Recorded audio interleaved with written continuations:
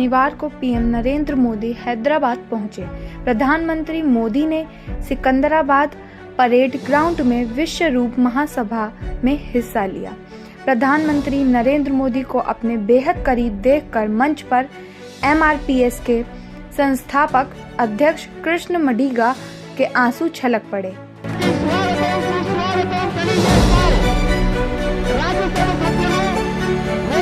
इस पर प्रधानमंत्री ने उनका कंधा थपथपाया और गले लगा लिया।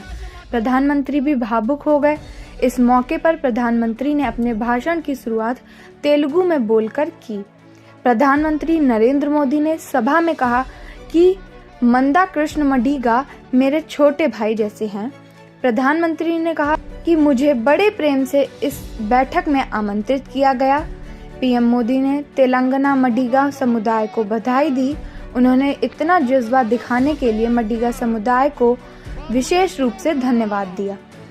इधर पीएम की रैली में अचानक एक युवती उनका ध्यान आकर्षित करने के लिए रैली परिसर में बनाए गए लाइट टावर पर चढ़ गई। महिला पर नजर पड़ते ही प्रधानमंत्री नरेंद्र मोदी ने तुरंत नीचे उतरने की अपील की। प्रधानमंत्री ने आगाह किया कि बिजली के तारों में खराबी जैसे कारणों से शॉर्ट सर्किट का खतरा हो सकता है। उन्होंने कहा, बेटा नीचे आओ, हम तुम्हारे साथ हैं। उसके बाद उन्होंने फिर संबोधन शुरू किया। आइए देखते हैं पूरी खबर। भारत माता की, भारत माता की। देवी सम्मक्का सरलम्मा की, यदाद्री लक्ष्मी नरसिम्हा स्वामी की, अनगरिना वर्गाला विश्व रूप महासभा की बच्ची नाना బంధువులకున శుభాకాంక్షలు।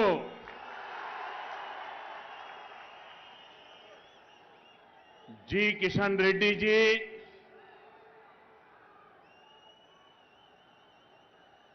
मेरा छोटा भाई मंदा कृष्ण मडिगा जी,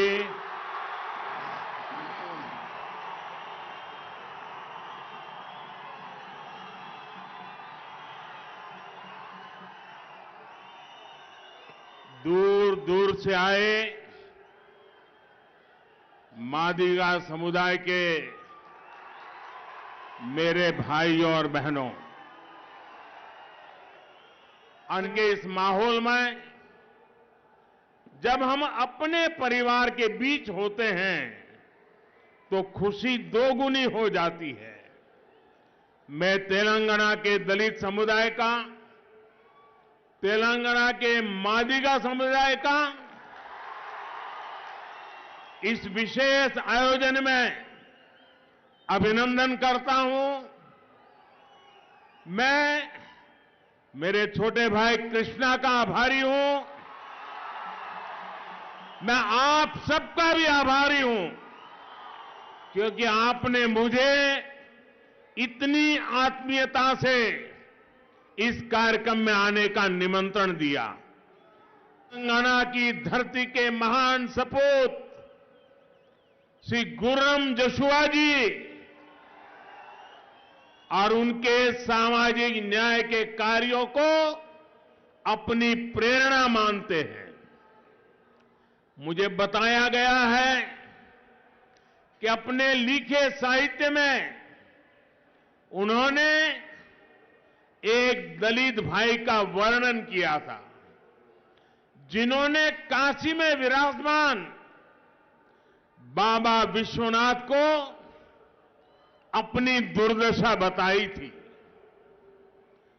काशी का सांसद होने के नाते इसे मैं अपना सौभाग्य समझता हूं कि आज मुझे आपके बीच आने, आपके सुख दुख साझा करने का आपने मुझे अवसर दिया है।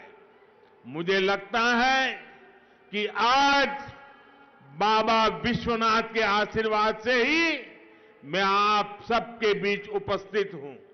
ना कुटुंब सभ्युलारा, मैं आज इस अवसर पर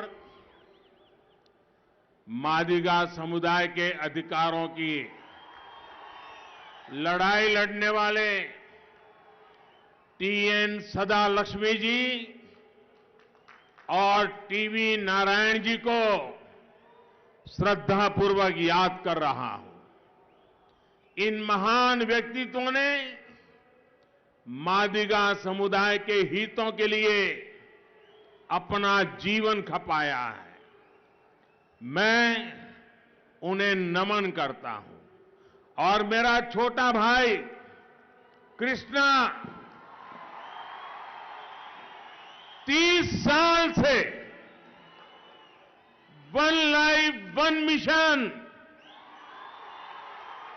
आपके हकों के लिए लड़ाई लड़ रहा है. कृष्णा, आपको बहुत साथी मिले हैं लड़ने के लिए. आज एक साथी और जोड़ दो.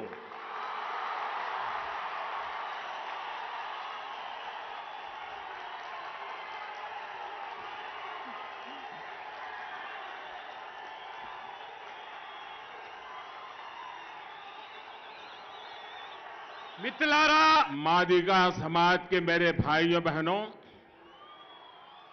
और कृष्णा, मैं आज आपसे कुछ मांगने के लिए नहीं आया हूं.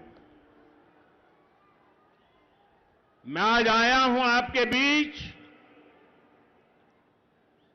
आजादी के बाद जितनी भी पॉलिटिकल पार्टियों ने, जितने भी पॉलिटिकल लीडर्स ने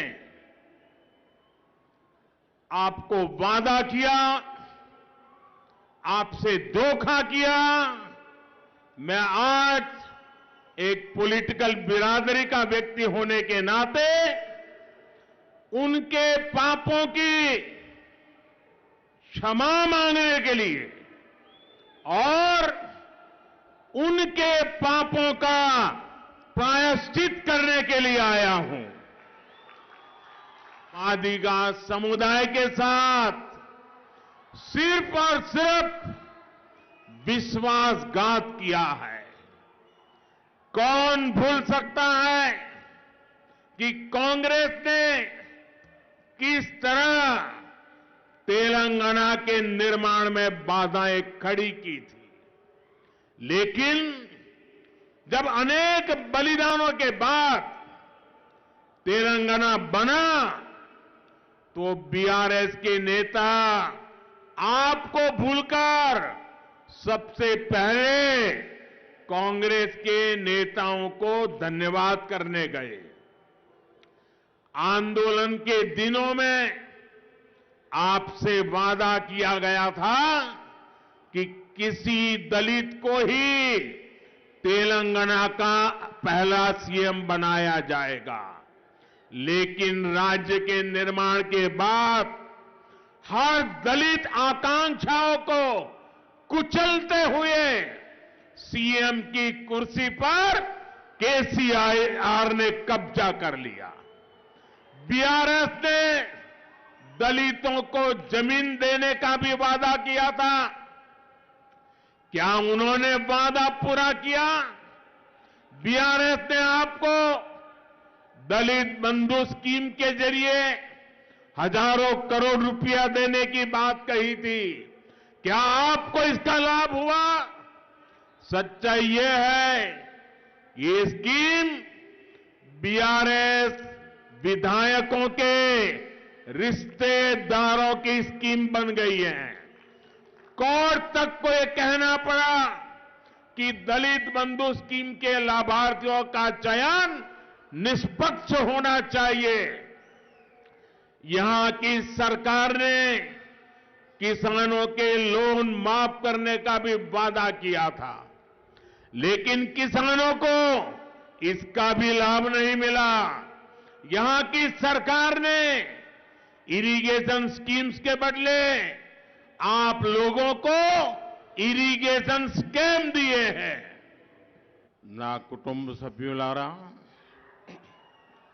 मैं मादिगा समुदाय के आप सभी भाई बहनों को ये स्पष्ट रूप से कहूंगा, आपको जितना बीआरएस से सतर्क रहना है, उतना ही कांग्रेस से भी सावधान रहना है।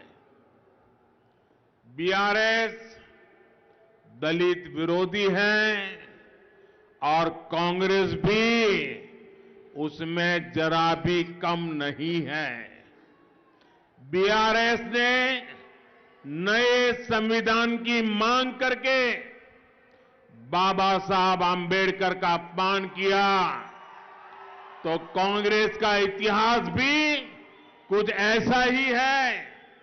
ये कांग्रेस ही है जिसने बाबा साहब का विरोध करके उन्हें 2 बार चुनाव जीतने नहीं दिया। कांग्रेस ने दशकों तक पुरानी संसद भवन के सेंट्रल हॉल में बाबा साहब की फोटो नहीं लगने दी।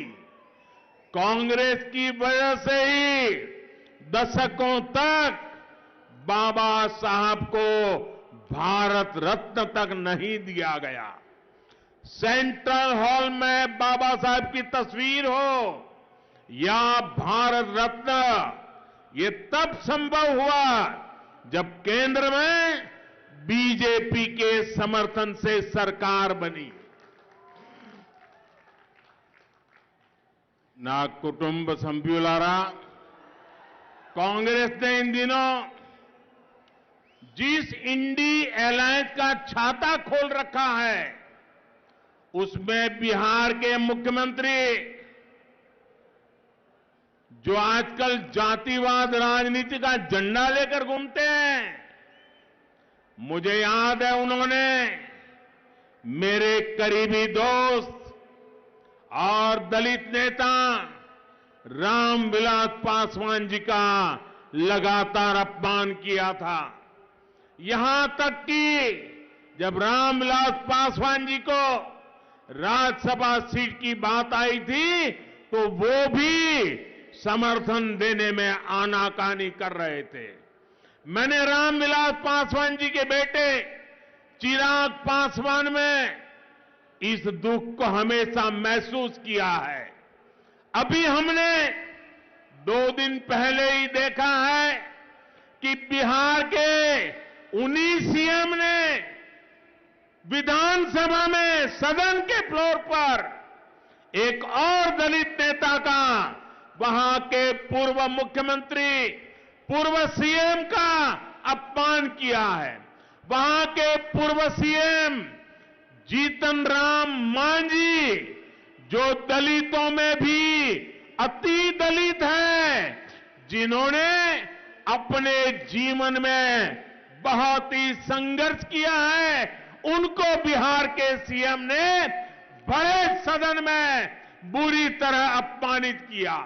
बहुत ही निर्लज्जता के साथ जीतन बाबू को ये जताने की कोशिश की गई कि वो सीएम पद के योग्य नहीं थे।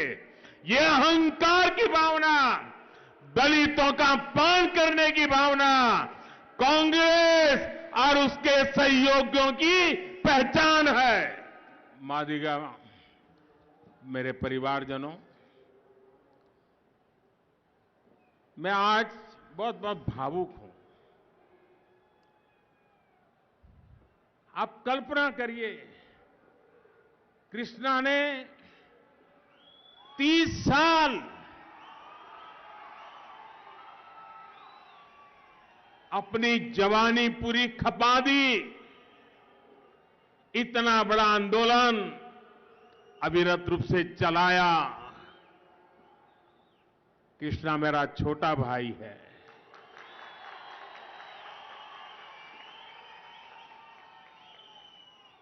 भारतीय जनता पार्टी में जैसे बंगारू लक्ष्मण के नेतृत्व में मुझे काम करने का सौभाग्य मिला, वैसा ही मैं आज इतने बड़े समाज के साथ खड़े होकर के कहना चाहता हूं कि अब मुझे, कृष्णा भले मेरा छोटा भाई है, लेकिन उसके नेतृत्व में आपके लिए काम करने का सौभाग्य मिला है।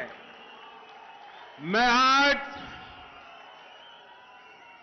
कृष्णा के माता पिता को भी आदरपूर्वक, श्रद्धापूर्वक प्रणाम करता हूं, जिन्होंने ऐसे बेटे को जन्म दिया जो समाज के हित के लिए 30 साल तक जूझता रहा, लड़ता रहा, हर किसी के पास पहुंचने रहा। मैं उस कृष्णा का आदर करता हूं, उसको जन्म देने वाला माता पिता का भी श्रद्धापूर्वक नमन करता हूं। बेटे, बेटी आप नीचे आओ, बेटा, बेटा नीचे आओ, बेटा नीचे आओ। देखिए बेटा, मेरा माँ बेटा ये तार इसका बिगड़ा हुआ है बेटा, हम आपके साथ है बेटा, प्लीज आप नीचे आइए बेटा, प्लीज बेटा आप नीचे आइए। देखिए बेटा, ये वैसे भी ये तार की स्थिति अच्छी नहीं बेटा, प्लीज बेटा नीचे आइए बेटा। ये मैं आपकी बात सुनूंगा, बैठिए बेटा, बेटा नीचे आइए प्लीज। विनो ये वहां पर शॉर्ट सर्किट है बेटा, नीचे आइए। नहीं बेटा, ये ठीक नहीं है बेटा, ये यहां इससे ऐसा करने से लाभ नहीं होगा। मैं यहां आपके लिए आया हूं। प्लीज మీకోసం నేను ఉన్నాను। आप कृष्णा जी की बात मानिए बेटा, आप कृष्णा जी की बात मानिए, आप कृष्णा जी की बात मानिए बेटा। थैंक यू बेटा, थैंक यू बेटा, थैंक यू। बीजेपी ही तेलंगाना के लोगों को सामाजिक न्याय की गारंटी दे सकती है। बीजेपी ही तेलंगाना को विकास के स्वर्णिम रास्ते पर ले जा सकती है। मुझे विश्वास है बीजेपी और आपका सहयोग, आपका साथ तेलंगाना डबल इंजन सरकार के गठन में अहम भूमिका निभाएगा। भाइयों बहनों, मैं एक महत्वपूर्ण बात आज यहां से बता करके जाना चाहता हूं। अगर मेरी बात आपको अच्छी लगे, सही लगे, तो आप सब अपने मोबाइल फोन निकाल करके उसकी फ्लैश लाइट चालू करके मुझे आशीर्वाद देना। आज से इस आंदोलन में कृष्णा मेरा नेता है, मैं उसका असिस्टेंट हूं और मैं आपके लिए पूरे दायित्व के साथ इस न्याय की लड़ाई में साथ रहूंगा। మిత్రులారా, ఒక మహత్తరమైన ప్రకటన చేస్తా ఉన్నాడు। మీకు నచ్చితే, బాగా అనిపిస్తే మీరందరూ కూడా మీ యొక్క మొబైల్ ద్వారా టార్చ్ లైట్ చేసి మీరు అది ప్రదర్శించండి। हमें आशीर्वाद दिया, इसके लिए आप सबका फिर एक बार धन्यवाद करता हूं। और इस आंदोलन में मेरे नेता कृष्णा है, मैं कृष्णा का साथी हूं और मैं कृष्णा के नेतृत्व में आपके साथ खड़ा हूं। बोलिए भारत माता की, भारत माता की, भारत माता की।